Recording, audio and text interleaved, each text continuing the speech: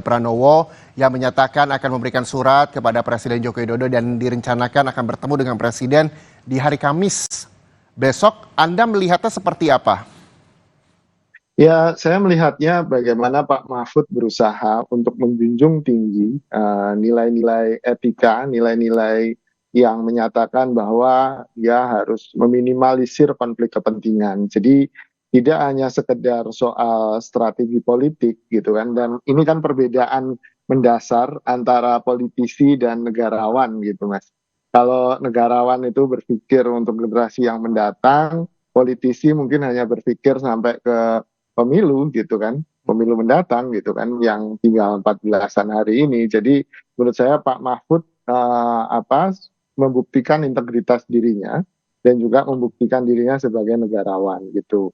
Nah, saya tidak mau mengomentari lebih lanjut soal apa hubungannya soal elektabilitas karena menurut saya ini sesuatu yang jarang terjadi di pemerintahan Pak Jokowi, terutama pemerintahan keduanya gitu kan, ketika seorang menteri mundur gara-gara punya konflik of interest gitu kan, atau konflik kepentingan. Jadi menurut saya ini sesuatu yang patut kita apresiasi dan mudah-mudahan menjadi contoh bagi menteri-menteri lainnya gitu kan, dan pejabat pemerintahan di bawah Pak Mahfud misalnya, supaya menjunjung tinggi soal meminimalisir konflik kepentingan ini gitu Mas. Iya, Anda menyebutkan bahwa ini bisa menjadi contoh bagi menteri-menteri lainnya, begitu di bawahnya Pak Mahfud. Apakah nantinya juga akan diikuti oleh menteri-menteri lainnya ketika ada pernyataan surat pengunduran diri dari Mahfud MD hari ini?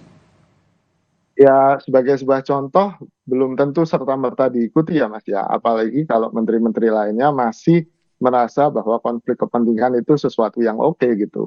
Jadi levelnya ya masih di politisi, masih orientasinya lebih ke pemilu ke depan gitu kan. Nah, untuk bisa menjadi negarawan ini kan bukan sebuah proses yang mudah gitu kan.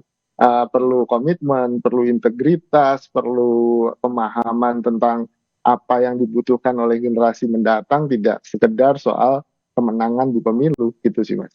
Iya, sebelumnya juga bahwa Hasto Kristianto dan juga Pak Mahfud juga menyampaikan ada momentum yang baik begitu ketika dirinya ingin menyampaikan surat kepada Pak Presiden Joko Widodo, dan ini lagi-lagi dengan etika yang memang disampaikan Pak Mahfud MD barusan.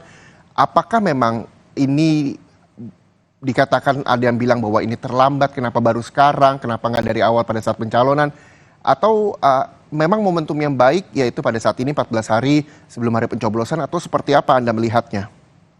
Ya, kalau pilihan momentum tentu ada pertimbangan-pertimbangan personal dari Pak Mahfud yang saya juga nggak tahu sepenuhnya ya Mas ya. Cuman kalau dihitung kan ada pepatah yang bilang lebih baik terlambat daripada tidak sama sekali kan gitu. Jadi mungkin kalau menurut saya apa yang dilakukan Pak Mahfud berusaha, ya beliau menyatakan sebelumnya bahwa Pak Mahfud berusaha untuk kemudian memberikan contoh kepada teman-temannya di kabinet untuk tidak menggunakan fasilitas negara dan seterusnya gitu kan, atau meminimalisir konflik kepentingan itu. Tapi nyatanya mungkin Pak Mahfud melihat bahwa apa yang dia contohkan juga tidak terlalu diambil peduli oleh teman-teman di kabinetnya gitu kan. Jadi sehingga Pak Mahfud butuh move yang drastis. Itu mungkin yang pertama Mas. Yang kedua, ini kan berkaitan dengan soal pernyataannya Pak Ganjar yang harusnya menteri mundur. Apalagi kan Pak Ganjar bilang waktu itu mengomentari soal akun X atau Twitternya Kemenhan yang memuat Prabowo Gibran 2024 di situ. Dan Pak Ganjar mengkritik itu dan kemudian bilang bahwa seharusnya menteri mundur dan saya sudah meminta Pak Mahfud mundur kan gitu.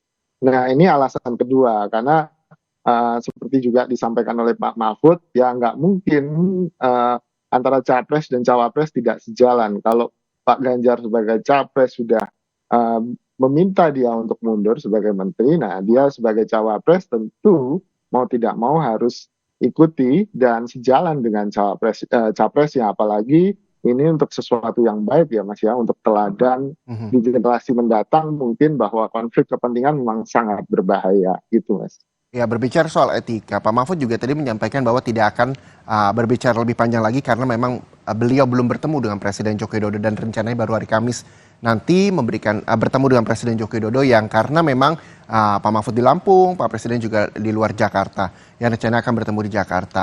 Anda melihatnya seperti apa? Pertemuan ini akan seperti apa sih nantinya ketika memang keduanya bertemu yang kita tahu bahwa Mahfud MD maju sebagai Menko Polhukam sekaligus juga ia merupakan calon wakil presiden nomor urut 3 begitu.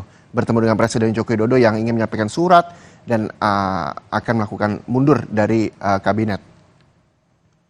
Ya, saya membayangkan pertemuannya tentu bakal awkward gitu ya Mas ya, akan sangat canggung lah istilahnya gitu. Tapi saya yakin dua orang ini, dua pribadi ini, Pak Jokowi sebagai presiden dan Pak Mahfud sebagai Menko Polhukam bisa masing-masing mendudukkan dirinya sebagai elit politik yang punya statementship tadi, kenegarawanan gitu. Jadi itu yang saya harapkan sehingga ya akhirnya Pak Mahfud bisa berpamitan dengan baik-baik gitu kan, menjaga etik toto kromo kalau bahasa Jawanya gitu kan, dan Pak Jokowi mungkin bisa memberikan restu, bisa memberikan izin, dan kemudian ini tidak perlu menjadi konflik yang berkepanjangan, dan resolusi-resolusi ini mungkin akan lebih baik buat Indonesia karena kita sedang ini kritis-kritisnya nih di pemilu karena ada problem legitimasi pemilu, problem konflik sosial yang mungkin akan pecah,